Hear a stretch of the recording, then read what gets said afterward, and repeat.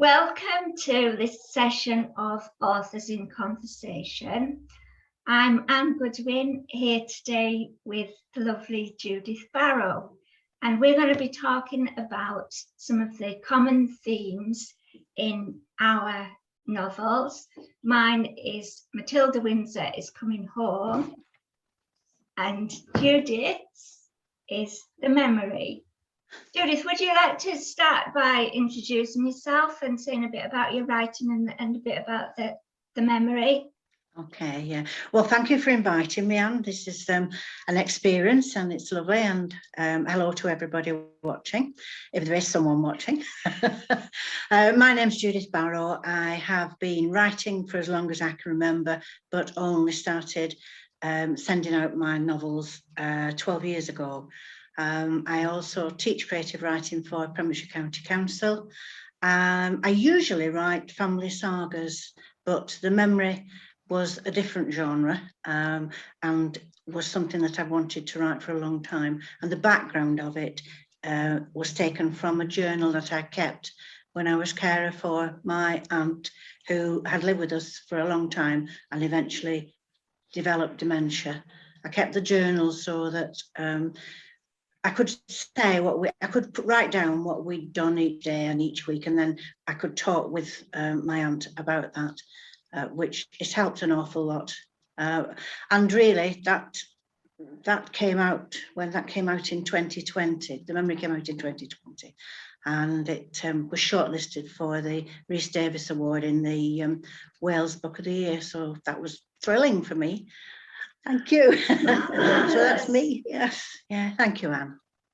Yeah. Can I start kind of asking you about The Memory? Because what The Memory, what really one of the things that really struck me about it was really how claustrophobic it was for Irene, looking after her mother, Lillian, and just the sheer exhaustion of it like looking after a baby, or only worse because the person's a lot bigger and so much more dependent. I thought, yeah, I thought you captured that really well. Thank you. But what a horrible situation to be stuck in. Yeah, she was, but it had followed many years, and of course the memory was something that she sees as a 17-year-old that affects, that involves her mum, who she's always had a difficult relationship with anyway. What I tried to do was to make the memory part of Irene. I think sometimes as we get older, we are what has happened to us. We are memories are part of us. And of course, she always has this memory. She had a Down syndrome sister who died, and that memory stayed with her for a long time. And her relationship with her mother is not an unusual one between mother and daughter. It's something that can be quite difficult. But there's love there. I wanted to show the love. And I know that it got as far as Irene feeling claustrophobic and feeling so worn out. But I wanted it to be poignant. I wanted it to be full of love. But I also wanted there to be humour there, because when you are dealing with a person with some form of dementia, if you can't make humour, if you can't laugh together, if you can't make some situations funny in a way, then it's even more difficult. So that's what I was trying to do. I was trying to get the balance, because the one thing I didn't want to do was to stereotype either Irene or Lillian, her mother, or to add any stigma to either Down syndrome or to anyone who was suffering with dementia. So because whatever mental disability, whatever mental ill health you've got, it's only one thread of the character, and that's what I was trying to show, really. Irene does get exhausted at one stage. The book is run on 2 timelines, on the past and the present, and on the present it's 24 hours that run over the last day the last day that we see as readers of Irene, dealing with her mum, and trying to help her mum. So yes, she is exhausted, because being a carer can be exhausting, as I knew. But there's always humour. Thank you. Sorry, I went on a bit there. No, that's fine. That's fine. That's lovely. But to me, there was quite a contrast, though, between Irene's caring for her mother, which was so hard, and how she enjoyed caring. Really, she got a lot out of it in general. That was kind of her, in a lot of ways, her life's purpose. That's her personality. Yes, yeah. And I think that the novel does really well in sort of showing how caring is a strain, but how it can also give us something in ourselves, when we are caring for people. But it can be hard to get that balance, do you think, as a carer? As a carer, in my experience, or as a carer within my, yes, I think you're quite right. I think what as a carer, in my experience as a carer for my aunt, I had to remember, or I always remembered, what she was, because with dementia you lose that person twice, don't you? You lose them within the illness, and then you lose them when they finally pass. My aunt was almost like a mum to me, and she was one who taught me how to enjoy classical music, how to drive, and she had a lot of patience. And she always used to say, I will always win an argument because you can't stop me thinking. And I always hoped that stayed with her, even when she couldn't speak in the end. So I just remembered my aunt as the person she was, and this was the person she was, and it wasn't her fault when things were difficult. I think that's what I was trying to say. It's a little bit, it's vastly different, I should imagine. I spent quite a bit of time in care homes as well, because in the end she went into a care home, as did my great aunt who lived with us for a while, as did my mother-in-law, as did my mum. So I spent a lot of time in care homes, and I feel that compassion, that love that you feel for that person, the compassion is in the person who is working in a care home, or is trying to help someone in a care home, or it's their job. But I don't think it can be a job that they actively dislike, trying to help somebody with emotional and mental ill health. I don't know what you think, Anne, because that came through for me in your book, which is, have you got it with you? Matilda Winter. Yeah, Matilda Winter Comes Home. Yeah, I really felt that they were all doing their best, even though one of them in particular was, she was a little misguided. What is that what you were aiming at? That everybody did their best within the care system, but sometimes didn't quite get the person, didn't quite understand that person as somebody who had known that person all their lives and became a personal carer in the community, rather than a carer in a care home. Is that what you thought? I thought that generally the staff were doing their best, but there's a hint, I think, of perhaps there's been more abuse in the past. In the past, I got that. Yes, I did understand that, and that's what happened, wasn't it? Yeah. But one of the things I think was that the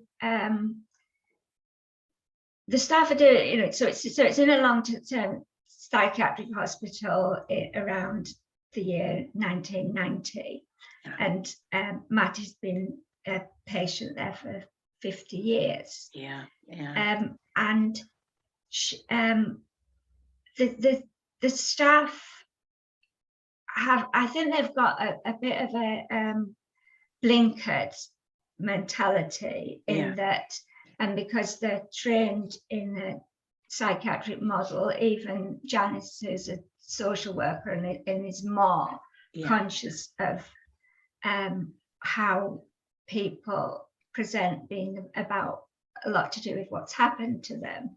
She still doesn't get the clues about that, which I think the reader gets another angle, which the staff can't get.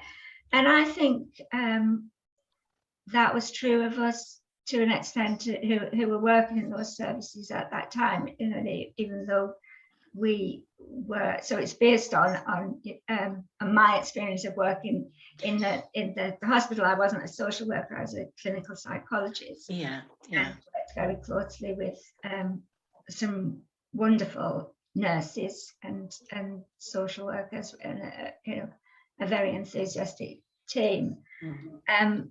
But we missed things, and because and I think you could miss them in the family as well, because you don't always know that and they might have had some secrets, particularly when there's a generation. Exactly. Yes, that's true. Some that's things true. that your aunt. It sounds like you were very close to that. That must have helped. But even so, we're separate people, and I didn't know her youth. Yeah. So that's what. But I think the difference between our experiences as authors, with a reader, the reader has got all the internal dialogue and the situation, looking from contemporary times, looking from our time now back to how it was and how things were in the past. And the reader has got that insight because as authors, we've made the narrator experience through each of the characters. Is that right? Do you think that's right? I think that's right. Yeah.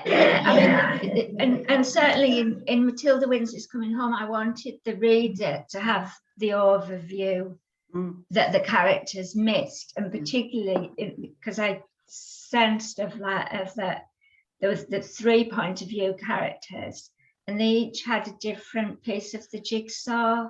But they didn't. Well, they certainly at the beginning hadn't come together, and of course people have to read the book to find out. That's right. They do. That's right. Yeah, and that is interesting because we can have characters and they have different points of view and different ways of dealing with things, which they have got with Mattie and her circumstances. And yes, you're quite right. It's something that we have to be very careful with, so that the reader will understand. I loved Mattie, you see, because I could empathise with Mattie, because she seemed so rational, but it obviously was not. And I felt with Irene, as the day went on, she became less rational through exhaustion. But I think Mattie was obviously led and had lived by these 50 years of being institutionalised, really. That was a long time coming, wasn't it? That was a long time for that to develop. She may have developed that later on in life, but circumstances certainly affected how she thinks in the book. So that the staff would describe her as deluded, that she has had delusions of grandeur, so that although she's a psychiatric patient in terms of one reality, in her mind she's a society heiress, and she lives in a grand country house where the nurses are her servants. And the psychiatrists are journalists who come to interview her because they're so interested in her And life, and yes. I love developing that kind of logic, and Yes. and that she is quite resistant, as a lot of people, you know, that I've worked with people Yeah. with some similarities to Matty. It's amazing how elaborate these alternative worlds that they inhabit, and how anything else happening somehow gets it in, you know, that you might think, oh, that's evidence against it, somehow gets incorporated into that world until you get to the stage where it's actually it's too much to bear. Yeah. And I also think that I mean, I'm glad that you like her, and generally, you know, people do warm to her, which for me is lovely. I just think she's quite heroic in that she's making the best of things. Yes. So I mean, I haven't worked out at what point that's developed, but she's somebody who's lost everything, really. And she's so that the real world has got no attraction to her. No. So she's doing very well in a different world. Yeah. See, I never I know that Lillian, Irene's mother, suffered a particular circumstances many years ago, before she was married to Irene's dad, but I never went into her head. But I made sure that what I tried to make sure was that this is not a very, very difficult woman who has always been a difficult woman for no reason at all. She had circumstances that have affected her personality and her character. But I never went into her head. I never, that wasn't something I wanted to do. I wanted to show Irene's life and the hurdles that Irene has gone over, but I still wanted her to have what I like is a happy ending, really. I'm not very good at leaving I do leave open endings, but I always leave a positive note so that the reader can think this will happen or that will happen. So that's what I've done, and I did that with the last book that I bought, and I hope you don't mind me mentioning this one. This was the Heartstone. This came out in February 21, and that's around the First World War, and the PALS battalions who went to the trenches, and some of them had shell shock, and I tried then to show all the different ways. I think with all the different ways that the mental ill health is dealt with in various stages over the last century, which is what has happened to Matty. I did a lot of research. I don't know. I did research for both Down syndrome and dementia, as well as my personal experiences, as well as shell shock in this last book, and on mental health anyway. I think we, as readers, as writers, need to make sure that every scene that we write in the book moves the story on, but also fits in with the rest of the story. Does that make sense? I do have, obviously, if I'm dealing with war things, or as you were dealing with mental institutions years ago, there are distressing things, but I think not to shock, not to put in a book to shock, but to say, this is life for somebody. This has happened to somebody. And this is how this particular character gets strength of character to beat that, to rise over and above that in their own way. Yeah. I think that's a nice way of putting it. I mean, a few things there. I mean, I'm less inclined to have happy endings, and I'm sort of what I like most well is an honest ending. Oh yes, But yes. I don't like completely hopeless endings. Oh no. But I liked the ending of The Memory, because it's I mean, I won't say what it is, but it fitted the story, and it was, it was where poor Irene had been leading, and she got, and the compromises we made, because wouldn't have been her first choice in terms of what happened, but she was very happy to get that ending. Did, yeah. But I wanted to ask as well about that mental health of, I mean, and about Lillian.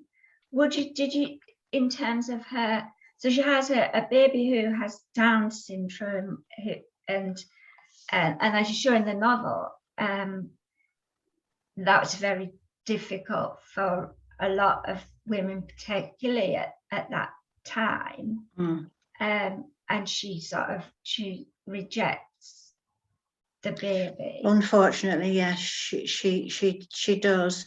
I have known, when I was about 8 or 9, I had a friend who had Down syndrome, and I didn't know this, and all I knew was I could make her laugh, because I do talk a lot. I know I do talk a lot, and she was a good listener.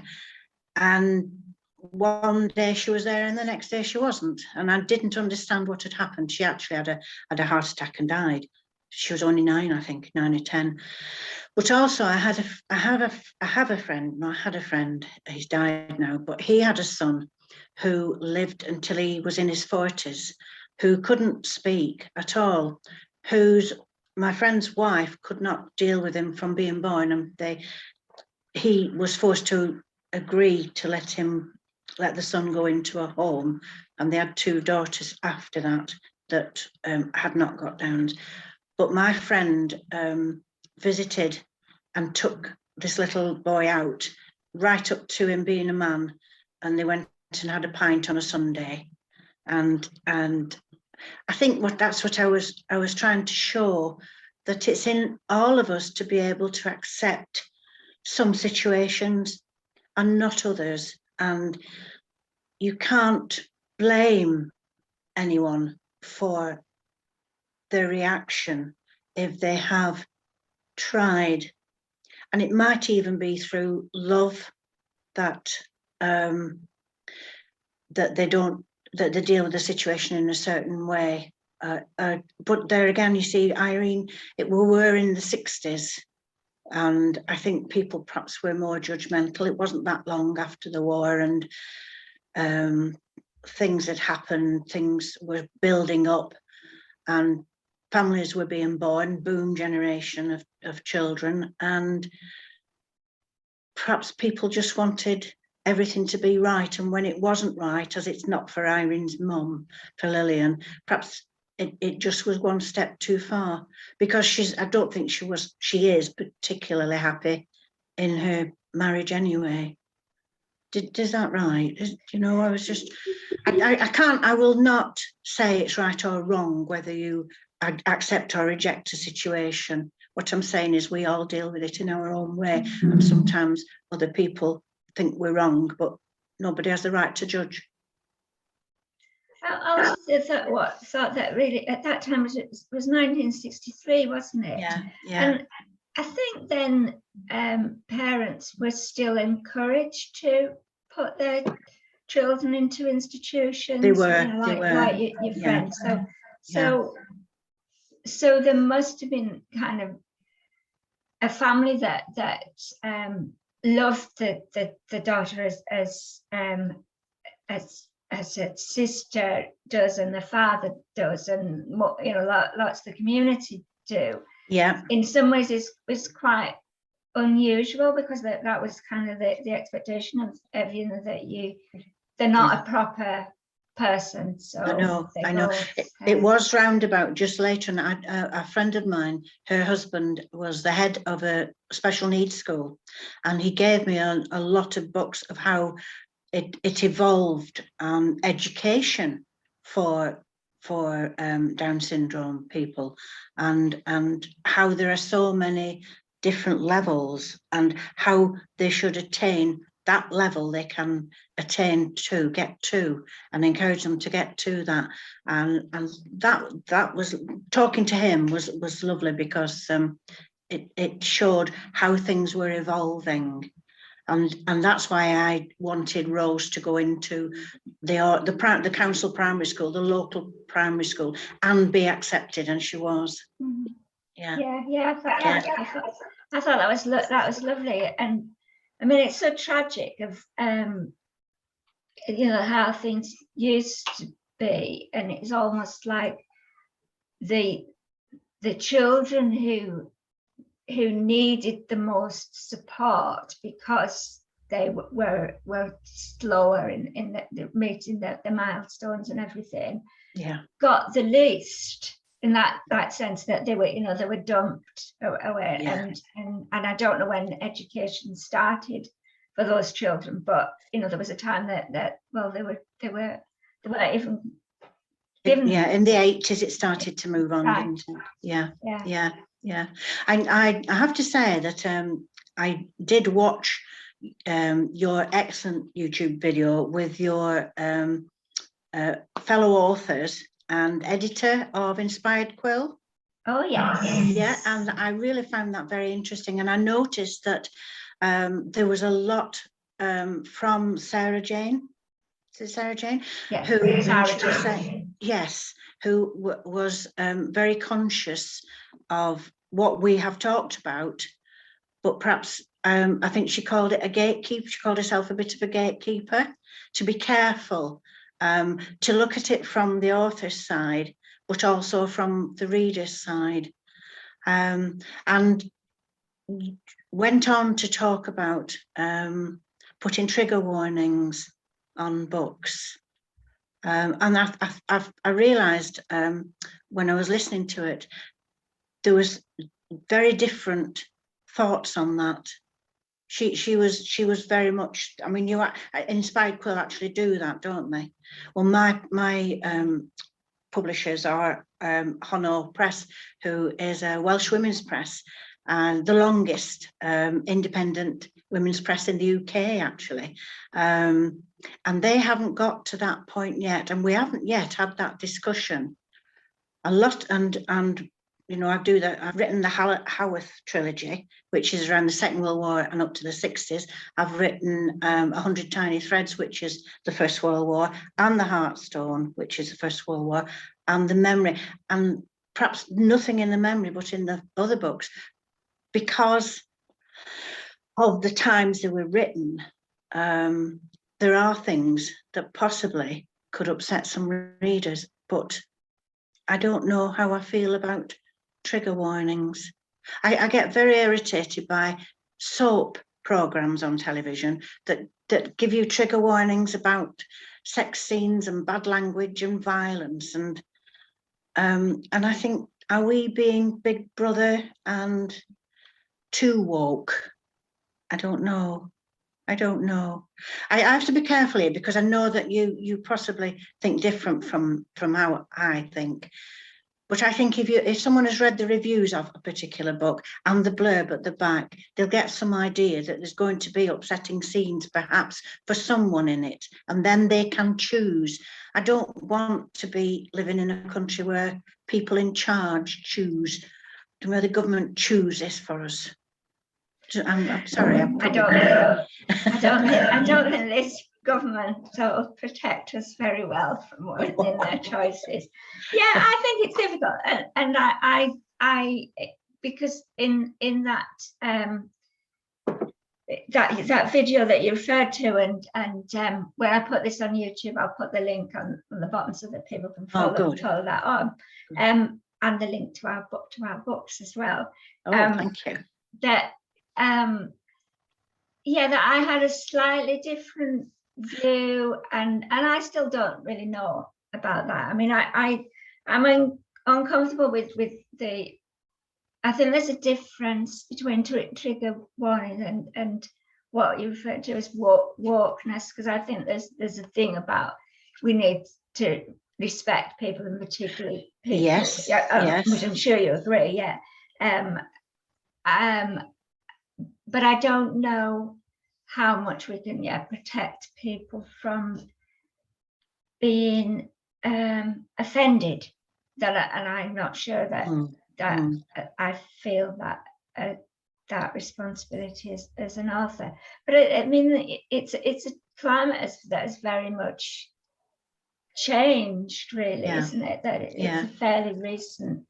It is. I think there's a difference between being offended, because we all have different views on various things. So what one person says or writes, you can be offended, but think, well, you know, that's their point of view. It's not my point of view. What worries me is, although I don't agree with putting warnings on, what worries me, so this makes it a little bit difficult in that I don't want to upset anybody, which I feel is different from being offended, to being upset to such a degree that it might reflect something that they've experienced in their lives. But I think because I'm writing historical books mainly, other than the memory, well, it is in a way, but World War books, they're historical, and that's what happened in the past.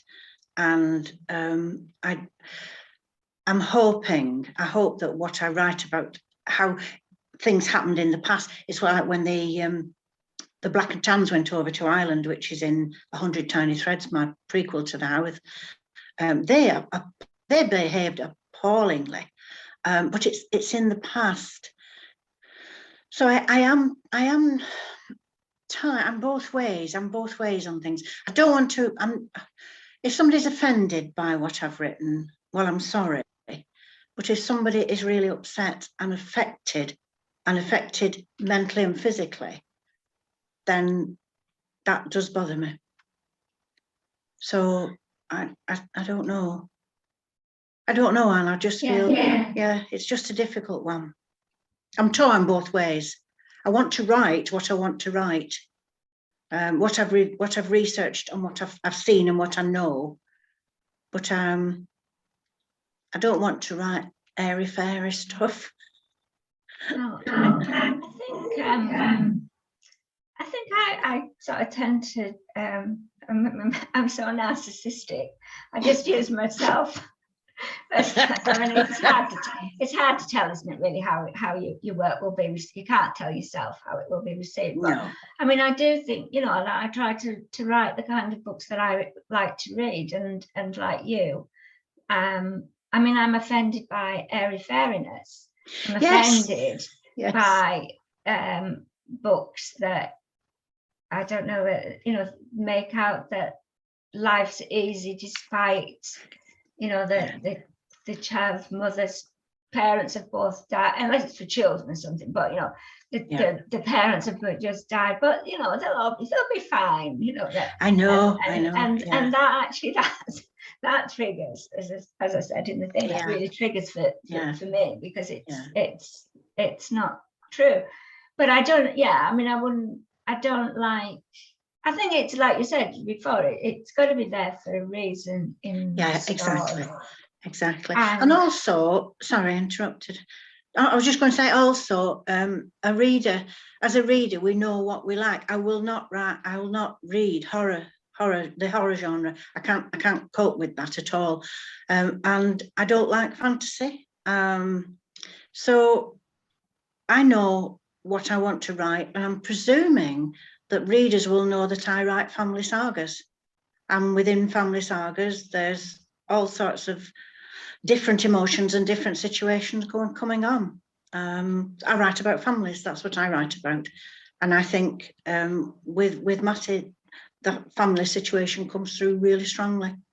Even though she's institutionalized, her background is made up of her family. Mm-hmm. Yes. Yeah. And It's the different. brother that's still I waiting. know, yeah. But some people have been quite irritated by Henry because he's he's what he is. He's a character. He's what he is, and there are characters. There are people we know who are a Henry, aren't they? Yeah. I think you were very clever in the way that you almost got to a situation and then backed off and it didn't happen. And then you almost got to this situation and then backed off and it didn't happen. And I still feel that it was a wonderful resolution, because even though it wasn't what the reader might want, if you looked at how Matty is now, what the reader might want, what I wanted, what it wasn't feasible, it just wasn't true life. It couldn't happen. It's like hoping that somebody with dementia suddenly gets better, and it doesn't happen. Yeah, it doesn't happen. Yeah. Oh, I'm glad you like. Yeah, you like that. So we liked each other's endings. We did. So endings. Yes. Since we're up to endings, I think so. I've really enjoyed this conversation, and I'm sure we could talk for a lot longer. Yeah, we'll talk again, but yeah, I think we'll wind up now. Okay, so I want to say thank you to Judith for joining me today, and thank you to anybody who watches, if you happen to, and let us know what you think by put something in the comments. That would be lovely. Thank you, Anne. Thank you for sharing this time with me and for reading such a wonderful book, and we'll speak again soon. Okay, thank you. Bye.